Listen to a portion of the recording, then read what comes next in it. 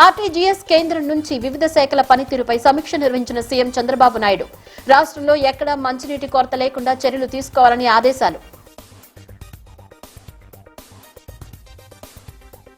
పశ్చిమ బెంగాల్, అస్సాం, పుదుచ్చేరి రాష్ట్రాల్లో బీజేపీ విజయంపై విజయవాడలో మిన్నంటున్న సంబరాలు.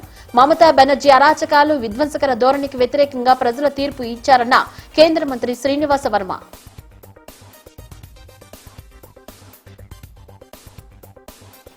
వీధి వ్యాపారస్తుల సర్వే వారం రోజులు పూర్తి చేయాలి.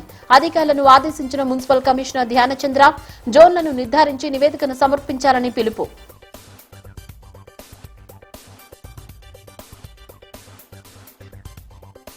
చిరు వ్యాపారులకు గుర్తింపు కార్డులు మంజూరు చేయాలంటూ మహాధర్నా. మున్సిపల్, పోలీస్ వేధింపులు ఆపకపోతే ఉద్యమిస్తామని సిపిఎం నేతల హెచ్చరిక.